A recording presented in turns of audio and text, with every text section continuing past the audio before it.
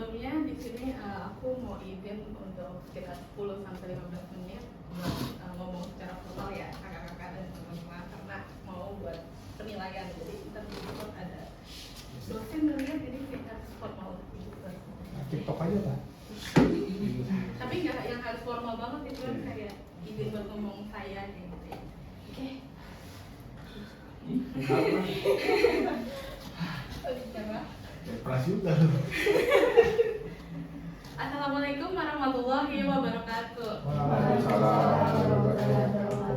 Shalom, Om Swastiastu, nama budaya, salam kebajikan dan salam sejahtera bagi kita semua.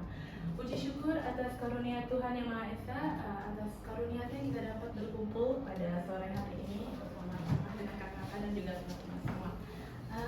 Yang terhormat Ibu dosen pembimbing saya yaitu Ibu Dewi Nurmalasari SPD MM selaku dosen pembimbing dan juga mentor pendamping yaitu Bapak Syafi Doni dan juga yang terhormat kakak-kakak semua di sini ada Kak Ingrid, Kak Rere, Kak Mas Pras, Bang Deden, Bang Nopal dan teman-teman semua yang tidak bisa saya sebutkan satu persatu. Oke, jadi di sini saya ingin memaparkan sedikit apa saja yang sudah saya lakukan selama kurang lebih 6 bulan di PT Derika Hadaya Perkasa di bagian PMOFSI yang dimana sudah banyak sekali tugas-tugas yang saya lakukan selama kurang lebih 6 bulan ke belakang. Oke, mungkin boleh langsung kita masuk aja ya. Jadi yang mau saya bahas di sini yaitu ada mungkin sedikit tentang pendahuluan, terus juga ada tujuan dan manfaat, waktu dan tempat, timeline, bentuk dan jenis usaha, struktur organisasi, pelaksanaan, hambatan dan solusi, dan yang terakhir itu kesimpulannya. Oke, di sini saya izin menjelaskan mengenai pendahuluan.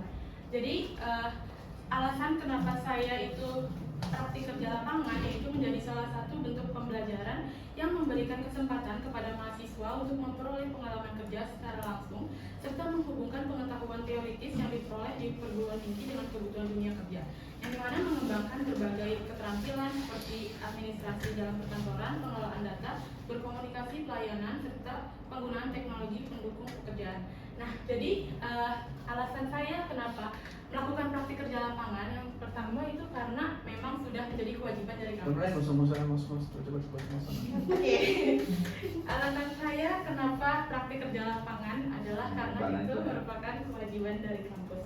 Nah, lalu alasan lainnya itu karena memang selama kurang lebih 5 semester itu saya menjalani kuliah itu secara teoritis aja atau bisa dibilang belum ada pengalaman secara langsung atau kayak mengerjakan secara langsungnya itu seperti apa. Jadi makanya dibuatlah kewajiban untuk PKL ini yang dimana selama 1 semester itu saya melakukan PKL itu agar bisa mengimplementasikan teori yang udah dipelajari di kuliah di perusahaan.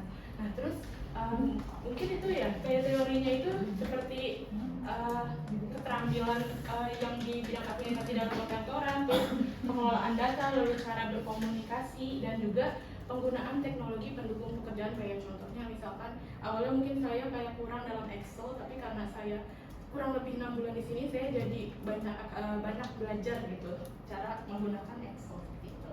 Nah, terus tujuan dan manfaatnya. Tujuannya sendiri itu yaitu menerapkan pengetahuan dan keterampilan yang telah diperoleh selama perkuliahan. Yang tadi udah saya sebutkan kalau misalkan saya udah 5 semester di kuliah, jadi ini waktunya untuk saya terapkan pengetahuan dan keterampilan yang saya peroleh dari kuliah.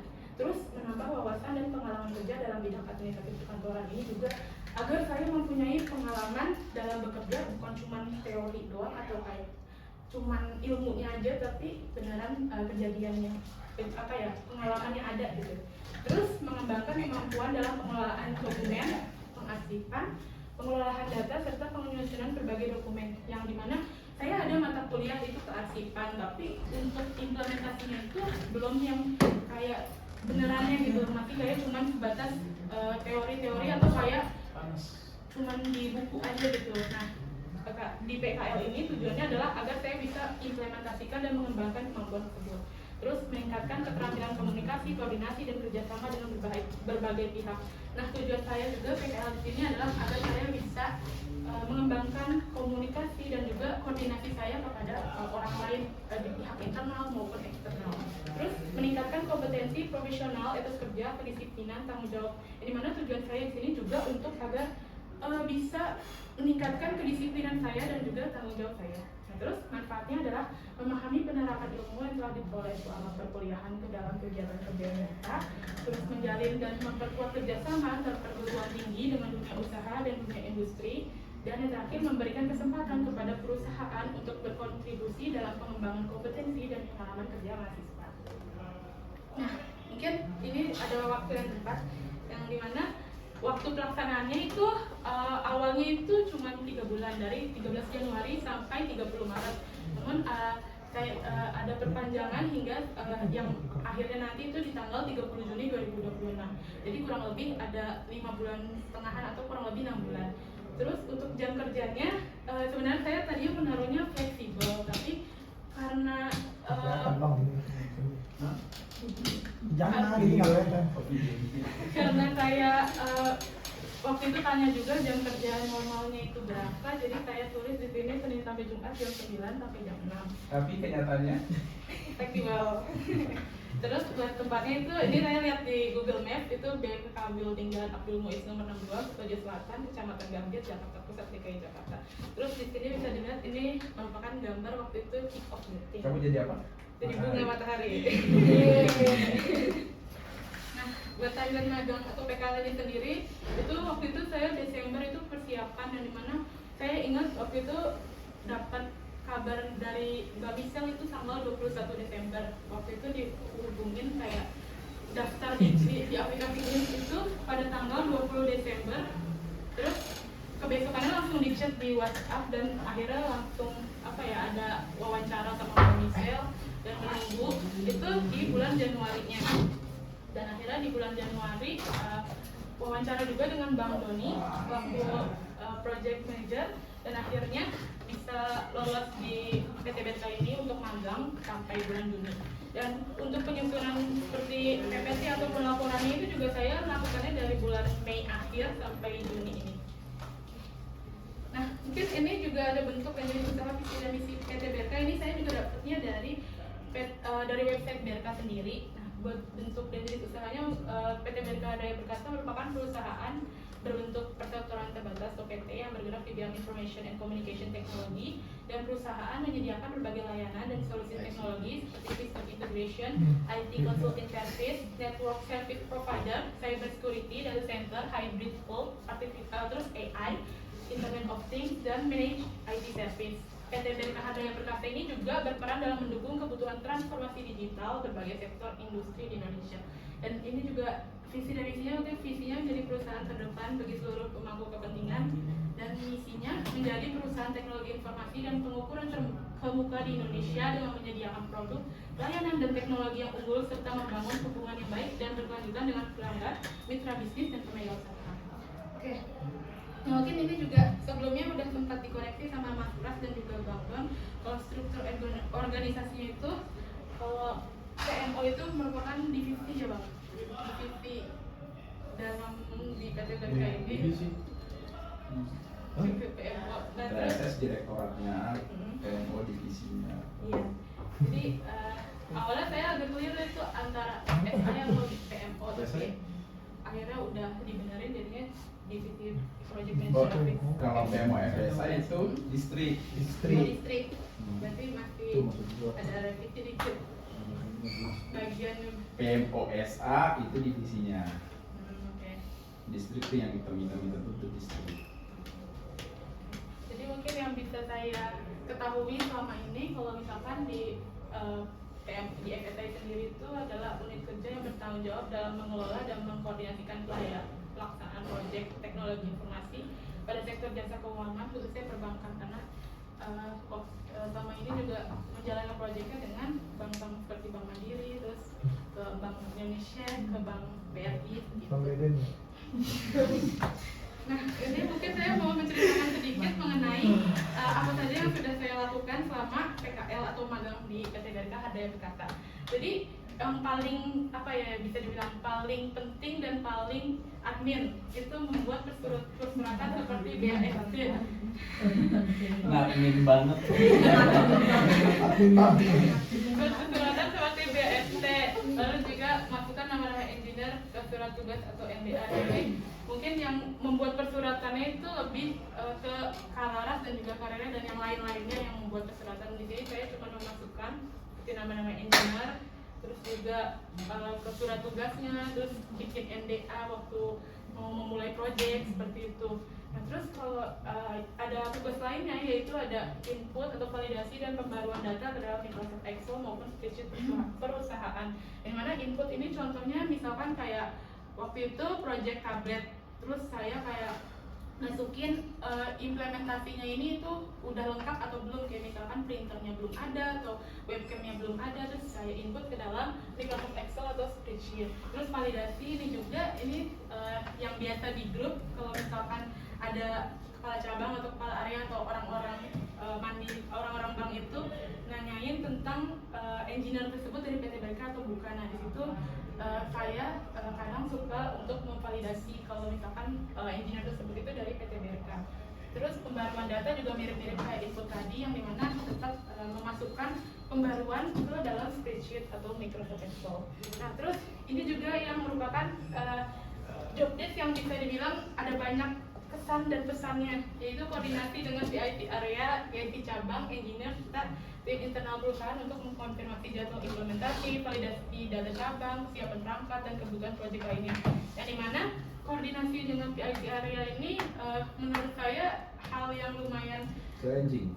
iya, karena waktu itu saya lagi tidur tapi ditelepon waktu itu di jam 11 malam.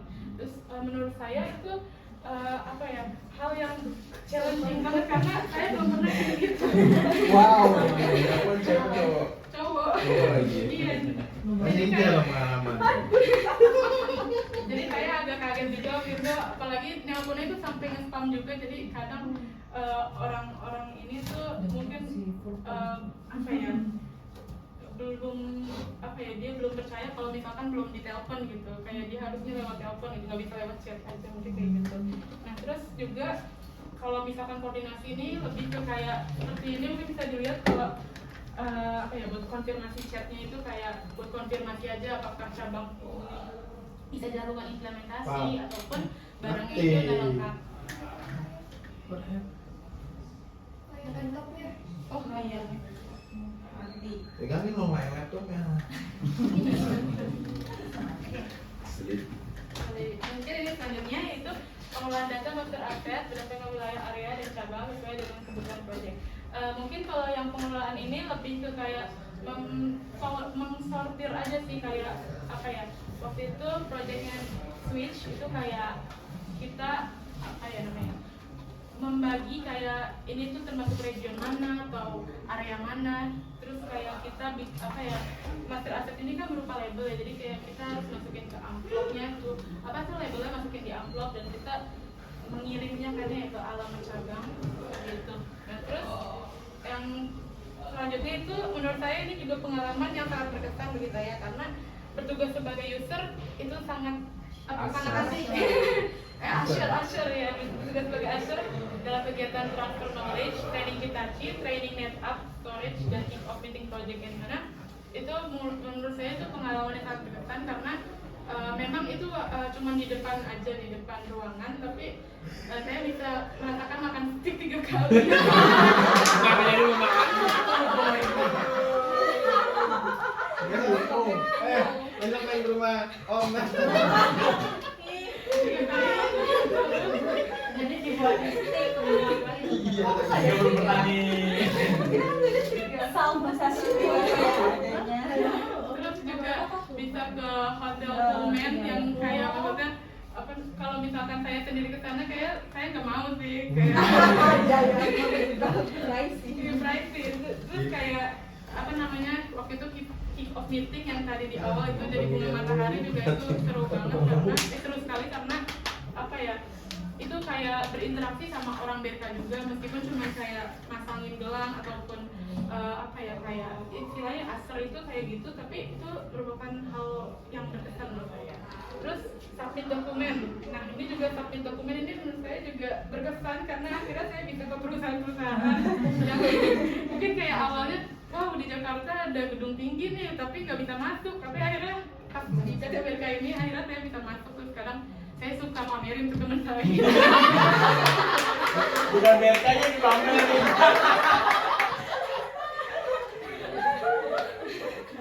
Pamerin ke teman saya kayak ini lagi di sini loh, kayak wow mau juga gitu.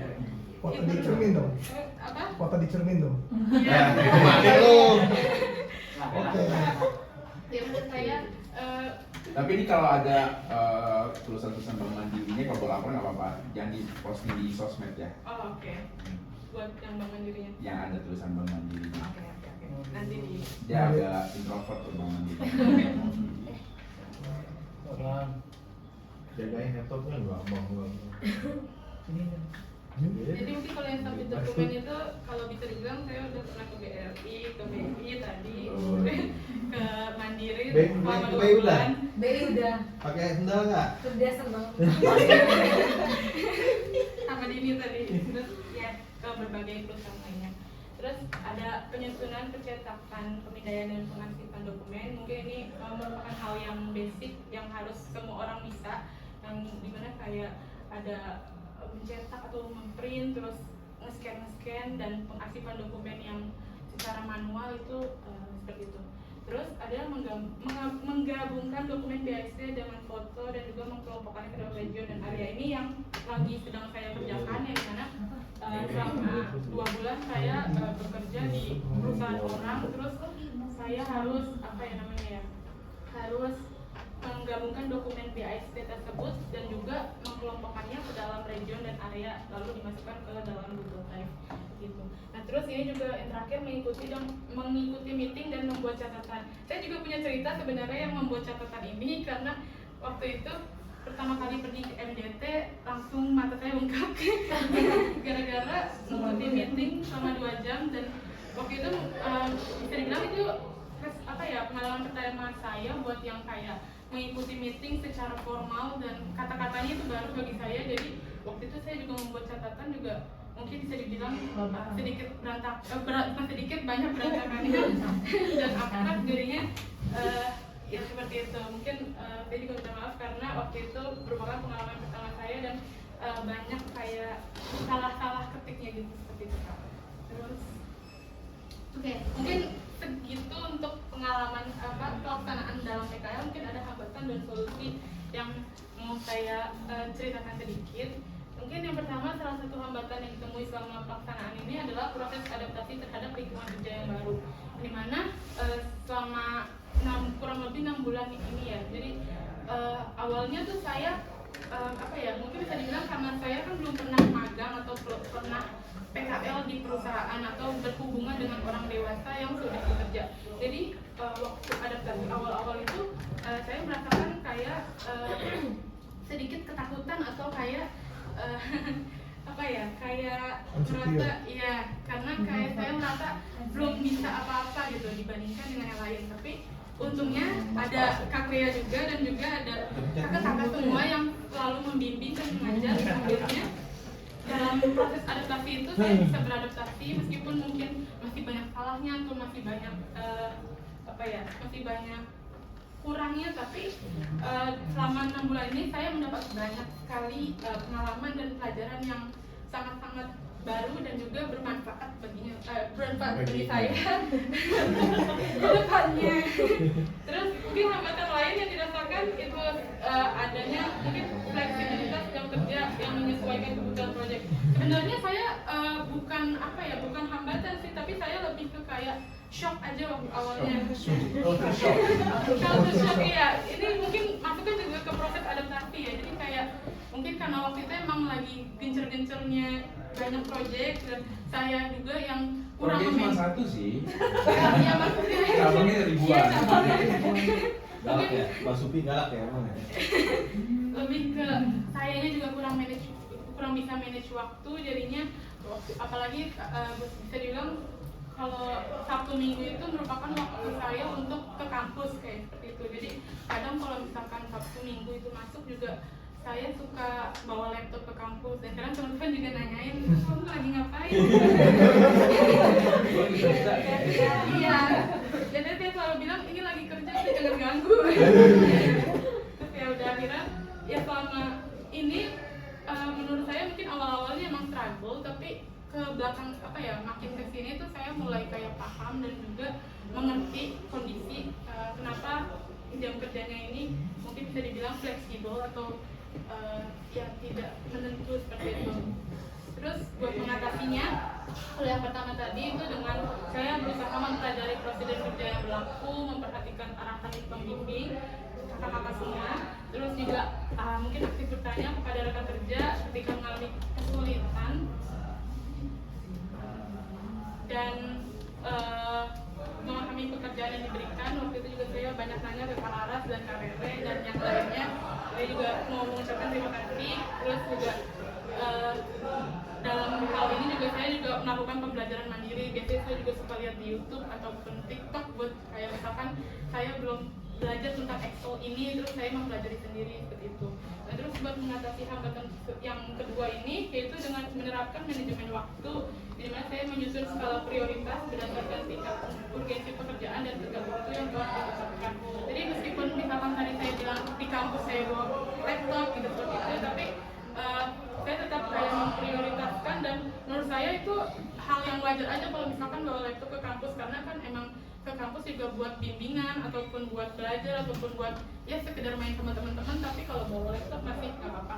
Jadi menurut saya juga kalau misalkan sambil main buka laptop juga masih is okay. Dan juga saya juga tetap menyusun skala prioritas yang mana yang harus saya kerjakan terlebih dahulu gitu. Ya, jadi langsung Kayak kelas juga loh. Oke, jadi mungkin sedikit kesimpulannya, di mana PKL di PT BSK ini, apalagi di PMOFS ini, memberikan pengalaman kerja nyata dalam bidang administrasi dan manajemen proyek teknologi informasi di bidang sektor perbankan, yang mana ada bank-bank yang sedang implementasi selama kurang lebih 6 bulan lalu itu di Bank Mandiri, yang selama ini kalau implementasi di Bank Mandiri itu. Terus di sini juga saya selaku praktikan ini memperoleh pengalaman dalam pengelolaan dokumen, terus pengarsipan, pembaruan data implementasi, dan koordinasi dengan berbagai pihak yang terlibat dalam proyek yang tadi sudah saya sebutkan. Kalau misalkan saya jadi bisa bisa jadi tahu cara koordinasi kepada orang-orang yang bisa dibilang mungkin orang besar gitu ya, kayak kepala cabang atau kepala area kayak gitu. Terus di sini juga PKL atau magang ini jadi sarana penerapan ilmu yang diperoleh selama perkuliahan, khususnya pada bidang saya di administrasi perkantoran, terus komunikasi dan kearsipan seperti itu. Terus di sini juga saya berhasil mengembangkan keterampilan profesional seperti mungkin komunikasi kerja sama tim, manajemen waktu, tanggung jawab, dan kemampuan beradaptasi dengan lingkungan kerja. Dan secara keseluruhan ini, kegiatan magang atau PKL ini itu memberikan manfaat yang sangat banyak, yang signifikan dalam meningkatkan kompetensi akademik dan profesional sebagai bekal saya untuk memasuki dunia kerja di masa mendatang. Nah, mungkin ini Beda ya? ini waktu SMA ya, jadi kalau misalkan ada yang belum follow, kita follow. Nah, yang duluan yang di follow di mana? Ini ada email dan Ada ini nggak? Situ nggak sih? Share.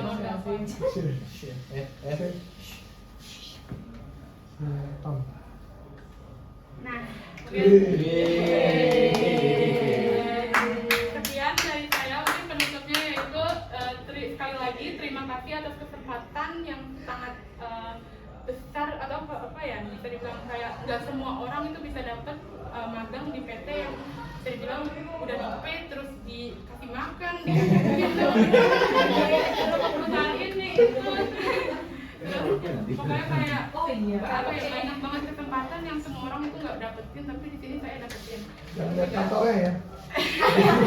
Kantornya ini juga baru, jadi masih bagus sih. Terus juga terima kasih buat bimbingan kakak-kakak semua, karena kalau misalkan tidak ada bimbingan dari kakak-kakak semua, mungkin saya apa ya, jadi kayak apa ya? Jadi kayak apa ya, orang yang nggak tahu apa-apa gitu. Kalau misalkan kakak-kakak semua nggak sabar buat membimbing saya dan teman-teman yang lain. Mungkin sekian dari saya, kurang lebihnya mohon maaf. Terima kasih atas perhatiannya. Wassalamualaikum warahmatullahi wabarakatuh. Itu yang di depan siapa? Ini yang di foto ini. Pakai rokok. Tuh,